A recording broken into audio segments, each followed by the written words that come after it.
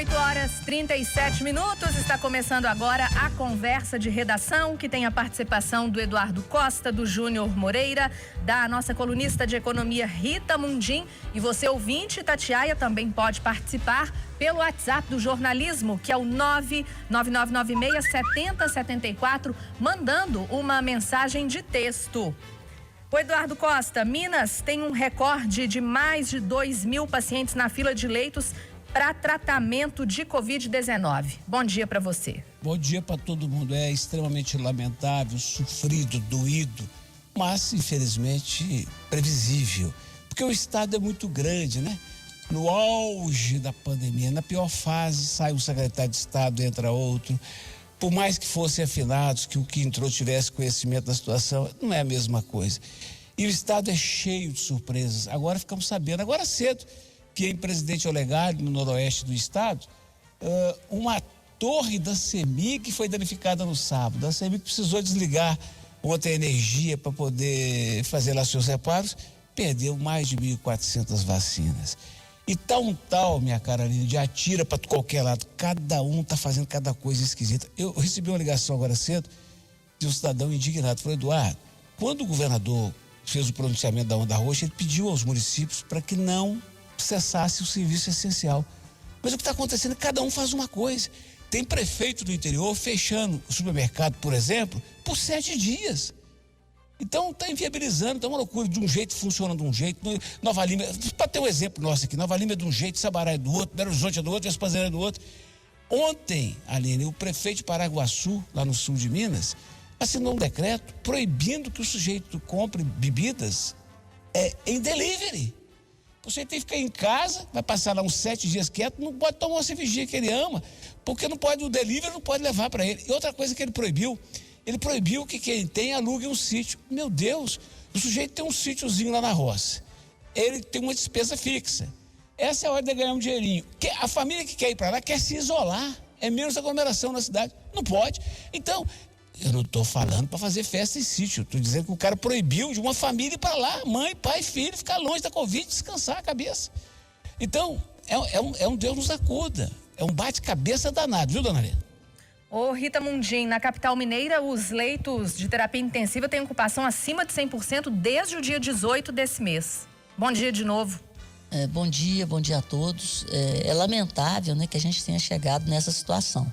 Mas quando a gente chega no limite, é necessário prudência, é necessário bom senso para fazer a gestão do caos. E não é fácil fazer a gestão do caos. Então a gente, né, quem nos comanda, prefeitos, governadores, por esse país afora, eles estão fazendo escolhas de Sofia. Então, realmente é muito complicado o momento. Então, eu acho que, eu repito, estou falando isso aqui, é o momento da gente ter solidariedade e ficar buscando soluções e não apontando culpados. E diante do que nos apresenta, ter muito diálogo para buscar a melhor solução para minimizar o caos, porque nós estamos no momento de limite.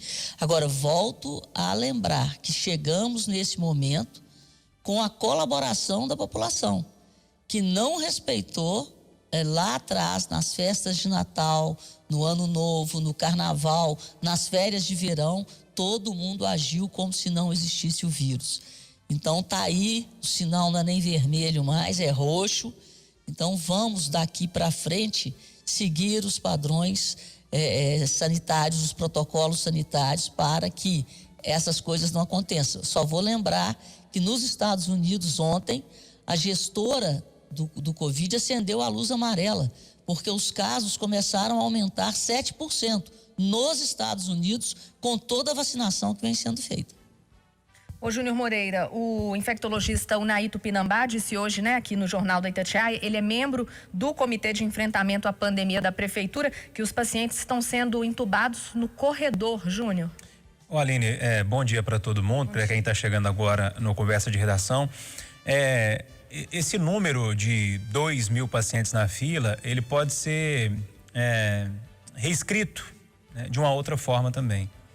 Ele pode dizer para você, ouvinte, que ainda nega a situação, que ainda acha que a situação não está difícil aqui em Minas Gerais, que é o seguinte: se você se infectar hoje por essa doença ou qualquer outra, você vai chegar no hospital e não vai ter leito para você ser tratado. É basicamente isso, né? Se você pegar a doença agora e precisar ir para o hospital, você não terá leito. Se você conseguir um leito no corredor, como diz o professor Onaí Tupinambás, você pode ser entubado num corredor, que é um procedimento complicadíssimo, né? Então, se você precisa trabalhar,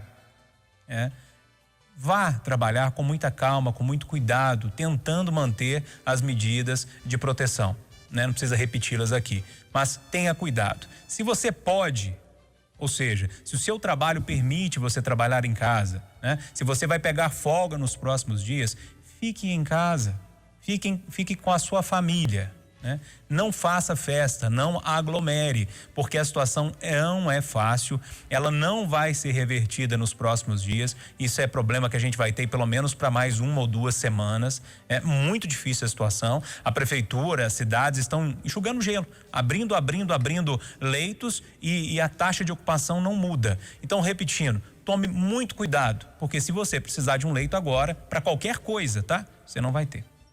Ô Rita Mundim, deputados votam hoje proposta para antecipar feriados aqui em Minas. Olha, é mais uma medida nessa tentativa de manter as pessoas em isolamento, né? Então, a gente tem que pensar, tudo que é possível ser feito nesse momento deve ser feito. Então, essa antecipação de feriados num momento crítico como esse, ela chega em boa hora, já foi feita em São Paulo, no Rio de Janeiro. Então, é uma tendência, né, de que nessa fase crítica a gente contenha as pessoas para que elas não se infectem e aqueles que estão infectados também, eles façam quase que uma quarentena obrigatória, né, pelo feriado, fique em casa. Então, é uma forma, nesse momento crítico, de minimizar o problema. O Eduardo Costa, pelo texto, os feriados do 21 de abril deste ano, de 2022 e 2023, passariam para segunda, terça e quarta da semana que vem. Olha, eu tenho que lembrar Suassuna, né? Suassuna, o grande escritor que eu adoro. O otimista, o pessimista e o realista esperançoso. O otimista vai dizer, agora vai dar certo, bom demais, aqui é feriado lá na frente, vamos fazer, vamos nessa vibe. O pessimista vai dizer assim, fevereiro, feriado de carnaval, eles transformaram em dia útil, que era para não aglomerar.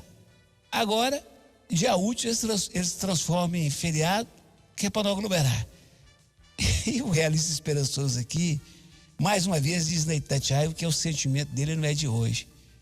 Os médicos, principalmente os governantes, sabem sobre esse vírus e sobre essa pandemia tanto quanto nós. Ou seja, muito pouco, perto do nada. Então, como disse a Rita, é hora de ajudar. Não é hora de espalhar mais pânico, sabe? Tem muito jeito de você falar as coisas.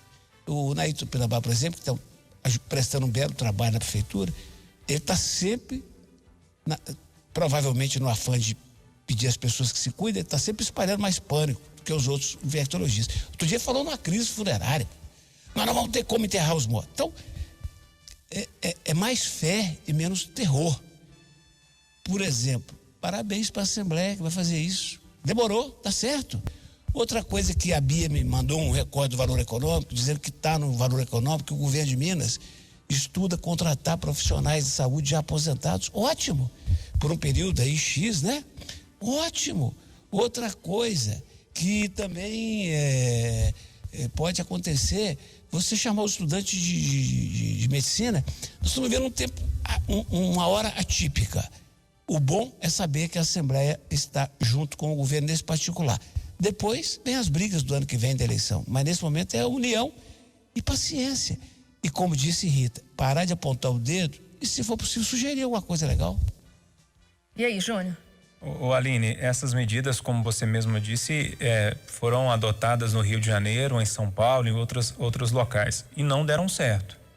O que aconteceu foram filas nas cidades do interior, nas praias, e aqui em Minas Gerais a gente tem essa tradição muito grande de ir para o interior. Fico torcendo para que a medida dê certo. Não estou aqui torcendo contra para dar errado. Não quero que dê errado.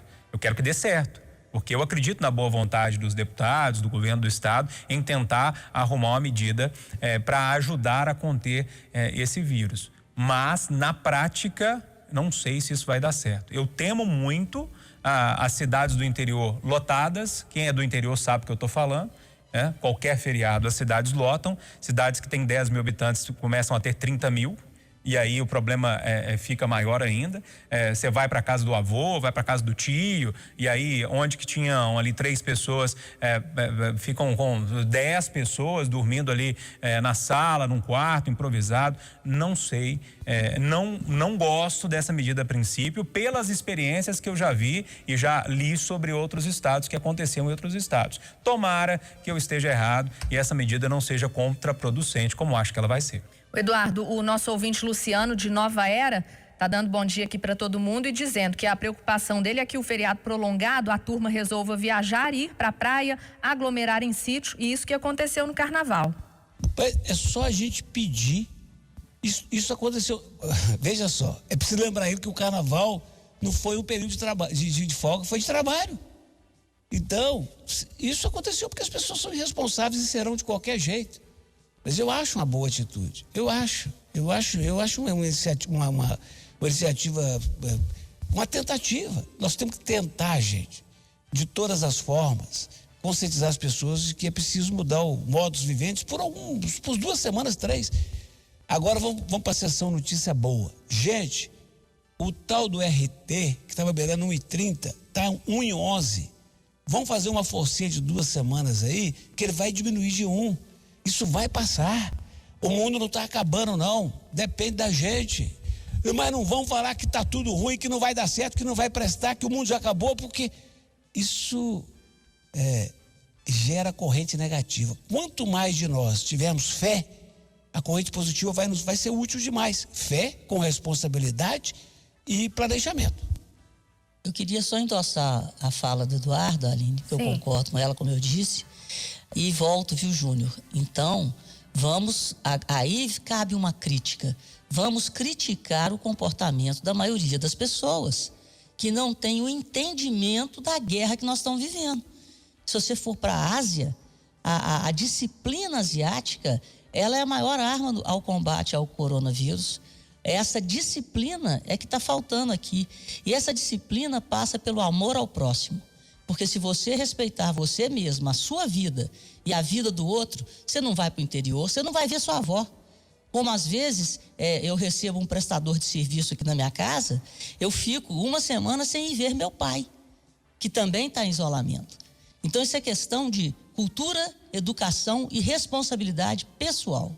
Não estou falando o contrário disso não, concordo com você. É a crítica que eu faço há muito tempo, que tem parte do problema dos políticos e tem parte do problema das pessoas. E esse problema é um problema das pessoas. Mas o tanto que a gente fala aqui na rádio, o tanto que eu falo durante o meu programa, que a gente insiste em falar com as pessoas, o problema é sério, o problema é complicado. Não é terror, não é pânico que eu quero colocar nas pessoas. Eu quero mostrar a realidade. A situação é muito complicada. E se nós não tivermos a ajuda das pessoas nesse possível feriadão que vai acontecer, eu acredito, tendo a acreditar que o problema vai ser maior. Então a medida é boa, as pessoas que são irresponsáveis. Pois é, esse é o problema. Mas nós estamos no Brasil, né, Rita? Esse que é o problema, é a variável, né? Que tem essas pessoas são mal educadas. Ô Eduardo Costa, vamos falar de política agora. Jair Bolsonaro mexe no comando de 6 ministérios. É a primeira reforma ministerial em 2 anos de mandato do presidente. De novo, o meu lado otimista. Que bom que ficamos livres do Ernesto Araújo. Isso vai melhorar. Diz que o outro é da área de cerimonialista, não tem experiência como embaixador, mas qualquer pessoa é melhor. Qualquer pessoa é melhor. É ótimo. O meu lado pessimista é a mulher que vai cuidar da Casa Civil, das relações com o Congresso e tudo. Eu não estou desqualificando-a. Eu não conheço nada dela. Mas o que me incomodou é que ela foi apresentada na grande mídia, o currículo dela, mulher do Arruda. Um cara que foi governador de Brasília e foi preso. Então essa mulher é efetivamente a representante do Centrão no Palácio do Planalto e aquela certeza de que nem Bolsonaro, nem Lula, nem só Jesus Cristo, só ele, porque ele é capaz de qualquer coisa, é capaz de governar o Brasil do jeito que as coisas funcionam. Aqueles 350, 400 picaretas do Congresso não vão deixar ninguém governar nunca. Esse é o lado ruim. Agora o lado bom O ministério é do presidente, o risco é dele. Se der certo, bom para ele, se der errado, ruim para nós. Então vamos pegar com Deus que dê certo. Rita Mundim, o que você achou aí da reforma? Olha, eu gosto sempre de olhar o tempo, fazer uma análise tomando desde o início do governo Bolsonaro. Como o Eduardo mesmo disse, e você, aliás, disse que é a primeira reforma, né? Então, outros governos eram reformados com muito mais frequência. E o que nós tivemos de reforma no governo Bolsonaro eram 2 ministérios críticos, educação e saúde. Era lá que todo dia estava trocando ministro. E o resto do governo andava. Agora, o que eu enxergo, e vou falar aqui o que o mercado interpretou ontem, que era uma ampliação do Centrão, óbvio. E qual é a tragédia? É o que o Eduardo falou, Flávia Arruda. Esse é o nome da tragédia. Porque o Arruda foi um péssimo exemplo para a nação, para a política, para tudo. Saiu de cena e volta a mulher agora, né, numa função dessas. E o que ontem deixou o mercado um pouco nervoso, porque até o fechamento dos pregões, a gente só tinha 2 ministros trocados, o Ernesto Araújo e o ministro da Defesa. A saída do ministro da Defesa é que acendeu uma preocupação, pressionou o dólar, fez com que a Bolsa perdesse um pouquinho de valorização. A Bolsa acabou fechando em alta, não por causa do que está acontecendo no Brasil, mas pela alta do preço de commodities, né? Petróleo subindo, a minério subindo, Vale e Petrobras puxaram a Bolsa, mas o resto estava caindo tudo. Então, fica aí qual é a posição das Forças Armadas, do Ministério da Defesa, que Walter Braga Neto é um homem de confiança de Bolsonaro. Então, hoje vai ser um dia muito importante para saber como que será essa posição entre Forças Armadas e o presidente, né, que veio do Exército. Mas a preocupação é essa, e o orçamento que é inexequível e que tem que ser feito de novo. Então, o lado fiscal e político devem pesar hoje no mercado financeiro brasileiro. E a sua avaliação, Júnior? Pois é, Aline, é o seguinte, só para deixar os números claros aqui, o presidente Bolsonaro está um recorde, né? São 24 trocas de ministério. A que tinha batido o recorde anteriormente foi a Dilma Rousseff, com 20 substituições. Então, desde o início do mandato, são 24 trocas. Isso quer dizer alguma coisa? Não sei. Para mim, não diz muito. Por quê? O ministro tem prerrogativa, o presidente tem prerrogativa para trocar o ministro na hora que ele quiser. Né? Tá lá na Constituição, então ele troca, coloca quem ele quiser, chama outro, demite, troca de cargo, enfim, como ele está fazendo. Eu não vejo problema nessa história, não. Agora, a gente pode analisar o futuro, talvez, ou analisar os nomes que chegaram para compor o ministério. Eu acho que aí é uma análise possível nesse momento. Lógico que a gente tem alguns desdobramentos no decorrer dessa terça-feira. Primeiro, me pareceu uma reforma feita às pressas. Ela já havia sido pensada, estava sendo pensada há algum tempo, mas ontem ela veio depois da demissão do Ernesto Araújo, ao meu modo de ver, para tentar tirar um pouco dos holofotes do Ernesto Araújo e trazer um holofote maior para a situação toda, já que essa reforma administrativa ia acontecer. E o perfil, né, desses novos que chegaram, para mim são 2 perfis muito claros, assim. Primeiro, pessoas próximas à família do presidente Bolsonaro, como, por exemplo, da Justiça, que é delegado, né, da Polícia Federal e é muito próximo do senador Flávio Bolsonaro. Um outro perfil que a gente pode notar ali que são de pessoas muito próximas ao Centrão, por exemplo, a deputada citada pelo Eduardo, né, e uma deputada de primeiro mandato. Me parece ser ali uma pessoa que vai exercer o que os outros parlamentares, as raposas mais velhas lá do Congresso, vão ditar, né? E por fim, isso me parece que é comum a todos os que chegaram lá, são de pessoas submissas, né? Pessoas que vão fazer o que o presidente mandar. E é esse perfil que o presidente Bolsonaro busca em certa medida, né? Todo e qualquer ministro que tentou de alguma forma ali bater de frente com ele ou falar: presidente, o caminho não é por aí, né? Isso aqui tá errado, vamos fazer assim, caiu. Né? E dessa vez o da AGU caiu porque não quis assinar aquela petição que fez ao STF, e o da Defesa por falas, por exemplo, dizendo que O Exército não é do senhor, presidente. O Exército é do Estado, né? É da sociedade brasileira. Então, para mim, o perfil é claro. Proximidade cada vez mais perto, né? Do Ministério, cada vez mais perto do Centrão e esse perfil de pessoas muito submissas que vão fazer o que o presidente mandar. Ô, Aline. Oi, Du. Deixa eu dar duas notícias boas. Eu gosto da notícia boa demais, Aline. Sim. Primeira é que Londres registrou o segundo dia sem morte. Olha que benção, Aline. Isso mesmo. E eu ia falar isso para você agora. Isso, Aline, é sinal de que o mundo vai mudar, que a pandemia tem jeito. É só a gente agir com responsabilidade. Agora, outra coisa. Eu, no passado, gostava mais de novela, por uma série de circunstâncias, inclusive trabalho, eu não vejo novela.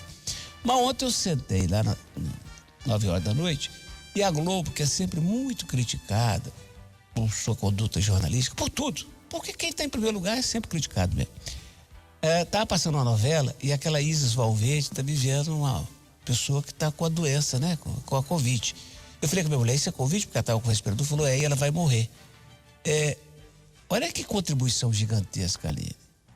Imagina 60 milhões de brasileiros vendo com a atuação magistral de uma mineira, que todo mundo sabe que é uma grande atriz, o sufoco que é morrer de Covid, morrer sem ar. E o rapaz lá fora, não sei se namorado ou marido, no sufoco danado. É isso, sabe?